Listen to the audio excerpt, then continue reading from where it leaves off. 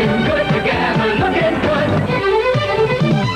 The News Tab 32 update, keeping tab on Abilene and the Big Country, with Bob Bartlett, Bill Cheney, and David Bacon. But the idea of acknowledging the academic accomplishments of young people in a day and age when what we tend to emphasize are the accomplishments of athletes, for example, is very, very important. San Antonio Mayor Henry Cisneros, guest speaker tonight at the Southwest Abilene Rotary Club Top 50 Plus banquet. Good evening. Cisneros is probably one of the most nationally recognized mayors. He spoke to a group of Abilene students and their parents tonight. News Tab's Bill Saunders was there too when Cisneros spoke to reporters. In a news conference before the Top 50 Plus banquet, San Antonio Mayor Henry Cisneros said he hoped that this would be his last term as mayor, but he's not getting out of politics. He is one of 3 big-name Texas Democrats who will work for the re-election of Texas Senator Lloyd Bentsen in the 1988 campaign. So far, Cisneros has no plans of running for state or national office. There's no office I have particularly in mind, but I do know that the other persons who would be candidates in 1990 are already moving around and raising money. And unless you want to take yourself out of the play completely, you at least need to stay in the ball game. Cisneros told the 56 students of the Top 50 Plus banquet to succeed, it takes a lot of continual hard work. The students were selected from Abilene High School, Cooper High School, Wiley High School, and Abilene Christian High School on a basis of their grade point average. Each student was given a trophy and a resolution signed by House Speaker Gib Lewis. Bill Saunders, News Tab 32.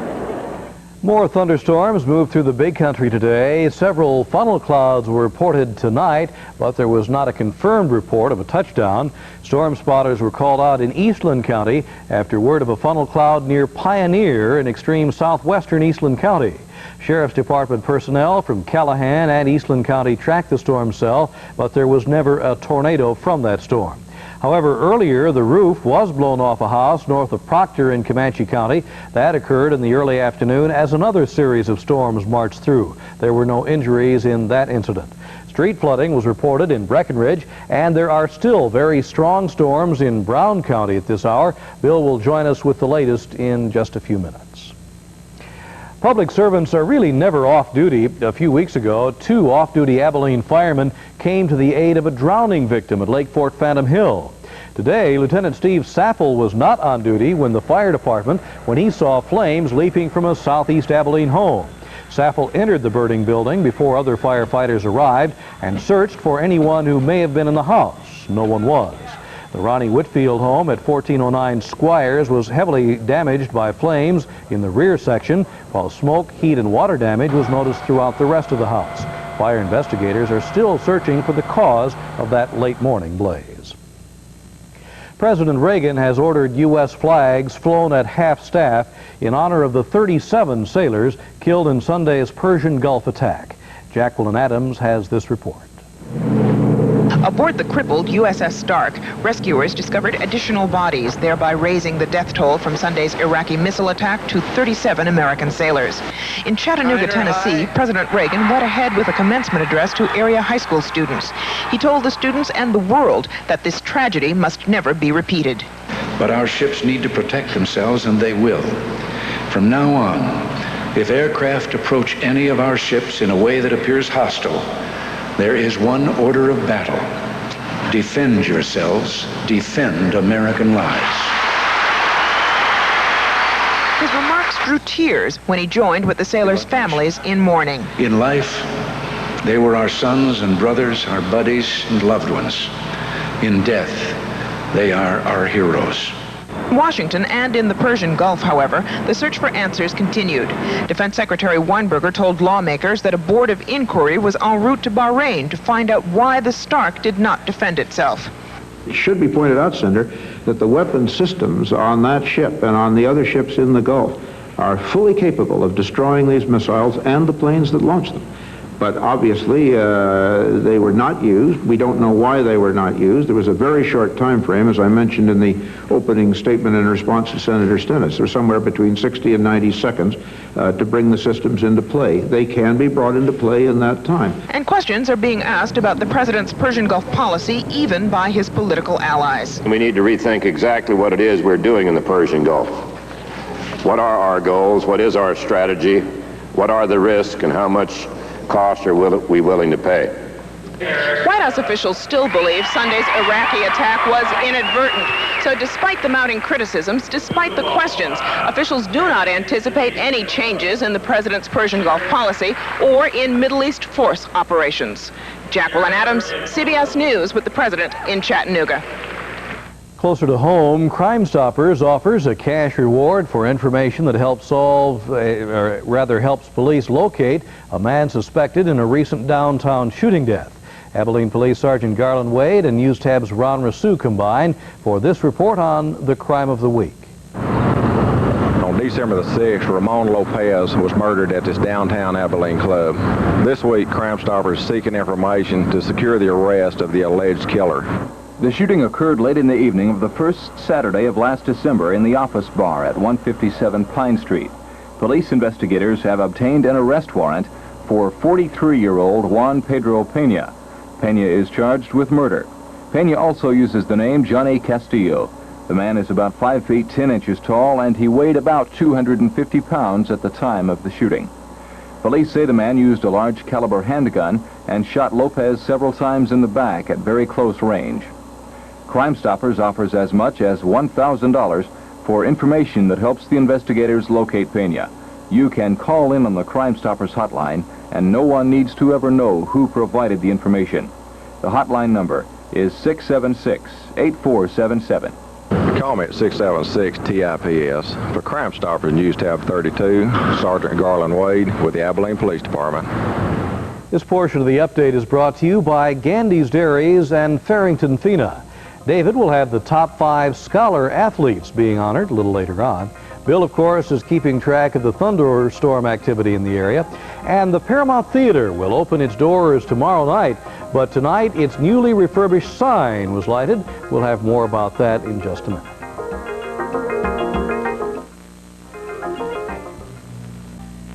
West Texas Utilities Company today filed for a rate increase with the Public Utility Commission in Austin.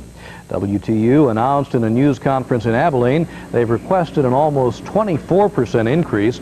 The increase comes about with the nearing completion of the coal-burning Oakland Union Power Plant at Vernon.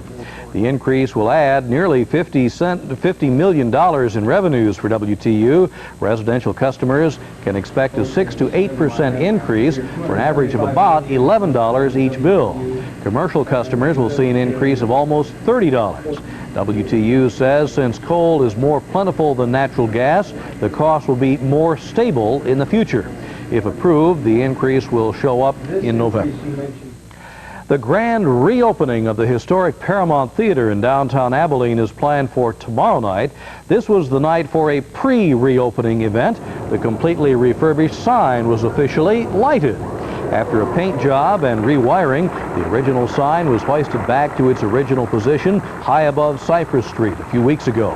And tonight, with a crowd of onlookers gathered, the flashing lights and marquee shone brightly. Tomorrow night, New Orleans jazz great Pete Fountain will perform in a sold-out performance, heralding the return of the classic Paramount Theater after much reworking both inside and out. Lots of hard work there by many folks, both paid and volunteer. And it looks nice to see those lights flashing again. It really is. Put some life back into downtown. That's perhaps. We had a mess of rain. There was all a over the place. lot going on today. There was. Thunderstorms and rain. Of course, we've been warning everyone over in the eastern portion around Eastland and that part of the country. But the call from Ballinger tonight and was talking about the rain they'd gotten. 2 3/10 today. And of course, we reported like 7 or so inches just the other day. So they've gotten 10 inches of rain since Wednesday. And he told me they've had 17.5 inches of rain this year. They don't need too much more. No. A lot of crops have been washed away. Terraces have been washed away. Those folks around Ballinger have had problems. And there's still some There's still things on the radar, not for Ballinger, I'm happy to say. But there are some echoes out there we'll show you on color radar. in a minute or two after these messages. I'll quickly tell you that we have no pollen count. The device that reads the pollen that's in the air was sabotaged, or at least vandals got to it, and so they're going to have to work to replace it before we'll ever get the pollen count back again. Temperatures today were succumbed to the cloud cover and the rain. High temperature of only 75. The overnight low this morning 65. It's currently 64. Relative humidity 84%. Wind southeast at 8 miles per hour. The barometer is rising to 9.78. Sunset at 8:33. We did see that this afternoon. The sun will rise in the morning at 6:38. Let's show you the radar because there's still a great deal out there to look at, and it's moving somewhat slowly. This, of course, is the area that we're talking about, and there's a large mass of cloudiness just outside the viewing area. Let's give you level 4 first because that's the only one that I was seeing at least that high. There was one in northern Brown County, also over in Eastland County. Level 3 for sure. There's quite a line that's pretty well established up into Stevens County and the eastern sector of Eastland County. You're looking at probably Ranger would be getting the rainfall, Ranger and ranging on down into Gorman. Let's punch in the level 2 because that's upwards to 1 inch per hour. The green that you were looking at was from like about 1 inch an hour to about over 2 inches per hour. And luckily there was not that much of that. But you can see level 2 all the way from northern Brown County through the southern portions of Eastland County, up through Gorman and Ranger, and probably portions to the east of that, maybe not Eastland, but maybe not Cisco, and then ranging on up into Breckenridge, and then there's quite a mass of cloudiness up in that Four Corners area of Baylor and Archer and Throckmorton and Young. And then, of course, outside of that, there's quite a line. All of this down here is going to be level 1. This is outside of our region. This is San Saba County and Mills County. But there's still action out there to the west. That's sort of the overriding effect of that upper-level low-pressure disturbance that's triggering all of this. Let's go to the graphics, and perhaps you can better understand what's happening. First of all, this block right here represents a tornado watch, which is in effect until midnight tonight. It's 45 miles northwest of Paris, Texas, to 50 miles south-southwest of Victoria, 60 miles either side of that line. It doesn't really include the Big Country region, but just barely encompasses it over to about Lampasas County, perhaps even a little bit of San Saba. The temperatures that you're looking at are the highs for the day that were recorded, and they were quite cool for this time of year. The only frontal action is the trough that's out here in the west, which really isn't doing all that much. As I say, all of this is being caused by an upper-level disturbance. There's an upper-level low that's situated over southern portions of New Mexico, and a couple of impulses have come off of that low. Now, the low is making its way northward, and as it does, we'll get much drier air in here. So we have only an isolated chance of rain tomorrow. And then after that, we get partly cloudy skies for a while until we get a new system in. But you can see there's a lot of rain still going on to the east that will be causing problems probably throughout the night. These are the thunderstorms that we were looking at along the borderline between Texas and New Mexico, and then picking up around the Brownwood region and ranging on up into Oklahoma. And then from that point on, they become pretty widely scattered across the middle Mississippi Valley, all the way across into the southern New England states. But there's a pretty solid line all the way down the Atlantic to the peninsula of Florida, and then across the Gulf Coast in sort of widely scattered thunderstorms in the interior region of the Dixie states. And then they're pretty widely scattered across the plains and on into the Rockies, scattered showers, frontal systems in that region adding to the instability and helping things along.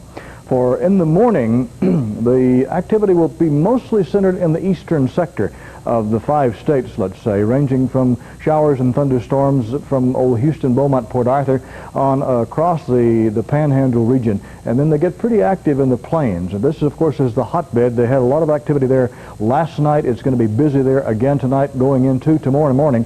And you'll also notice a lot of dark green from the eastern portion of the lakes all the way into about northern or northeastern Virginia. The darker green means a 50-50 chance of precipitation. The lighter green is about a 20 to 30% chance. Now this is tomorrow afternoon.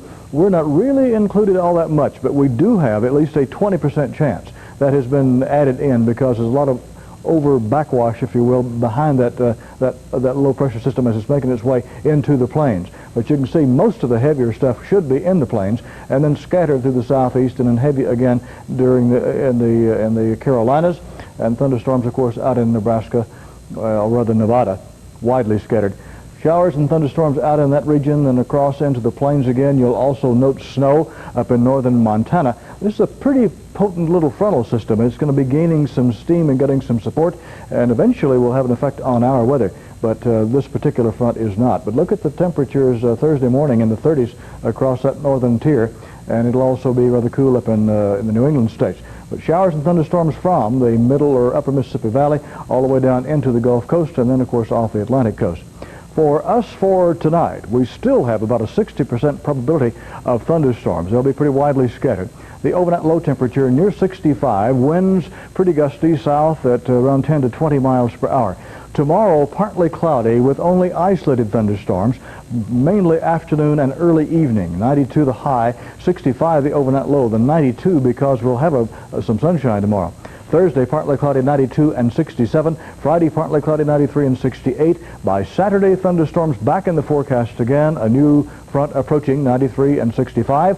On Sunday, we'll have a cloud cover and a bit of frontal action, 87. You'll notice a drop in temperature in 62. The climatic data for this afternoon, 75 the high, 65 the low. Normal, 85 and 62. 105 was the record high in 1927.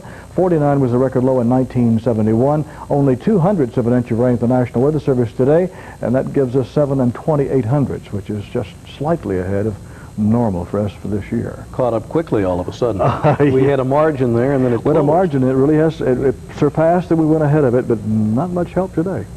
By the way, I mentioned earlier that Pete Fountain was going to be in tomorrow night. It's actually Thursday night, the 21st, that Pete Fountain and all the big hoopla at the Paramount Theater. That's Thursday night. Thank you, Bill. David will have NBA and Major League Baseball highlights when we return. Of course, we'll have more news, too.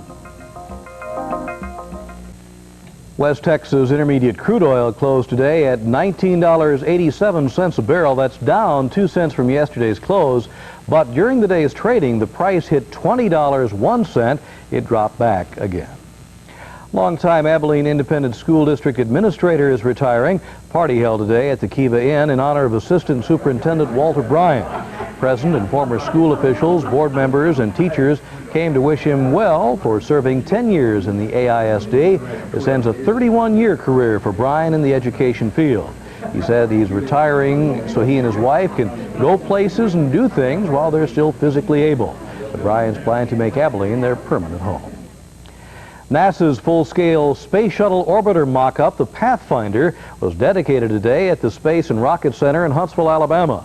The ceremony marked the official opening for public view of Pathfinder, which was built by NASA during the early Space Shuttle development program.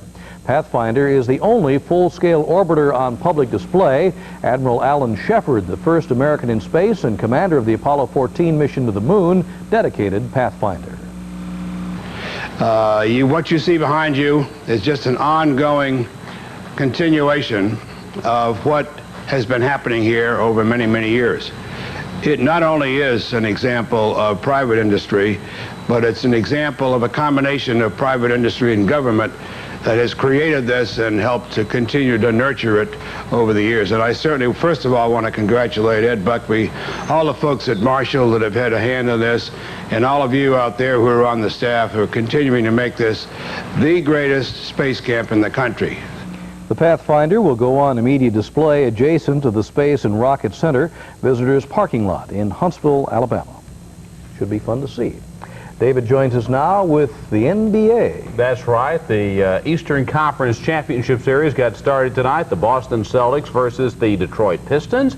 You could say the Celtics threw a monkey wrench into the Pistons' plans for the title tonight.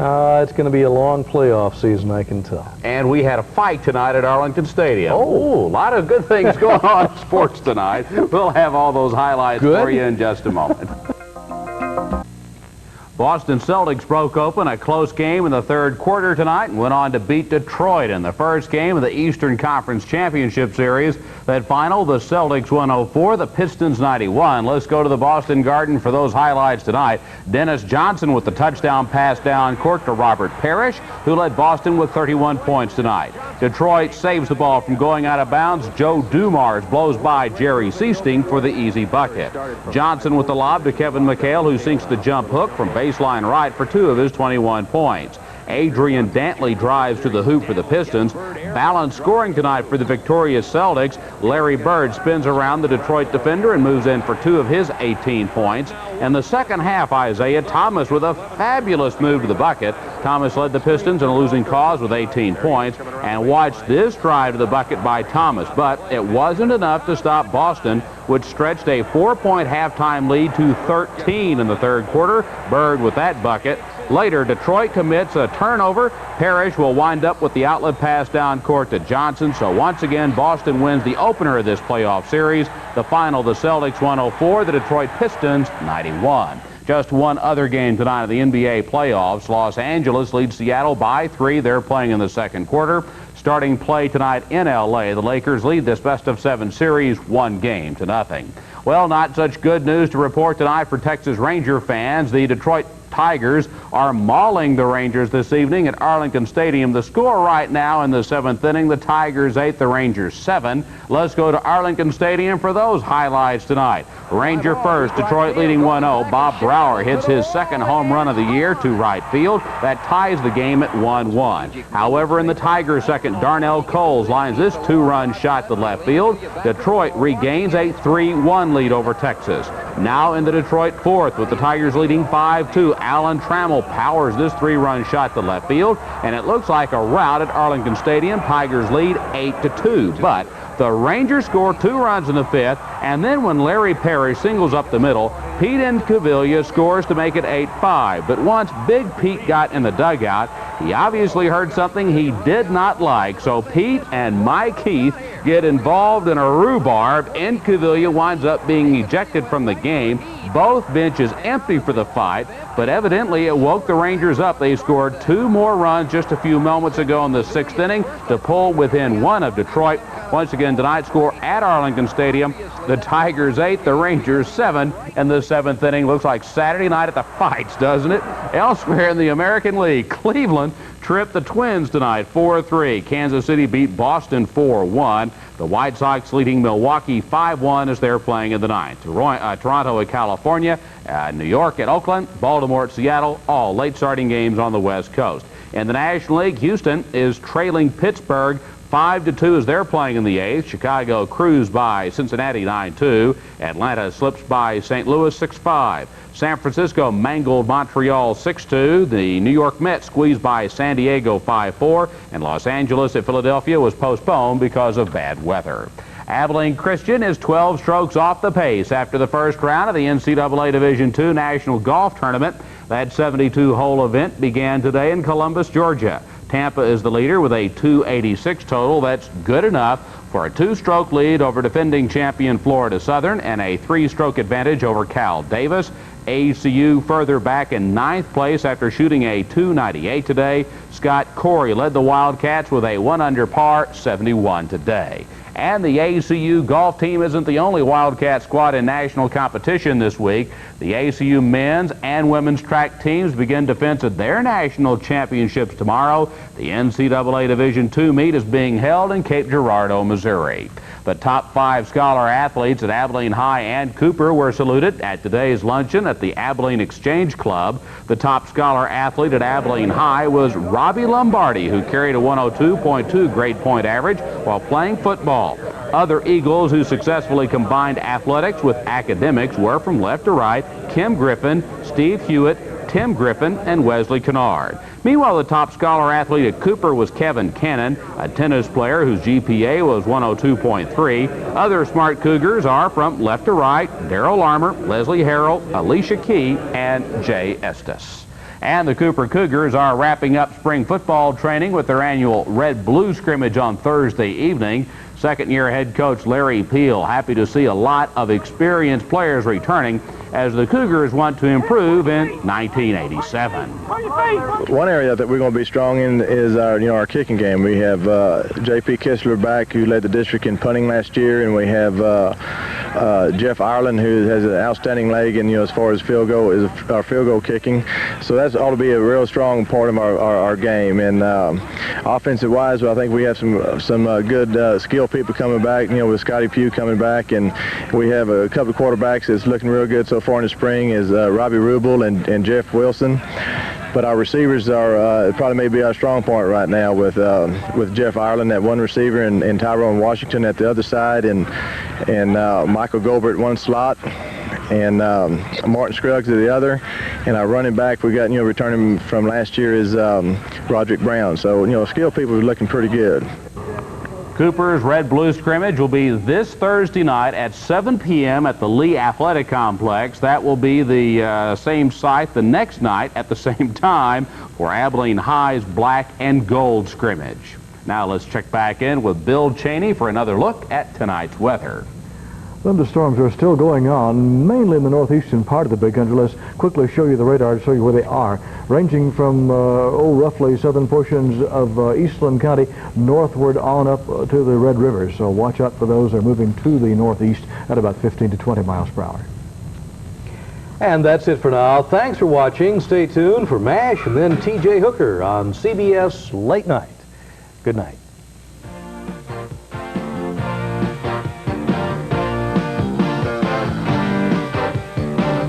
KTAB has the largest 10 o'clock news audience in Abilene and the Big Country, according to the latest Nielsen and Arbitron audience measurement surveys.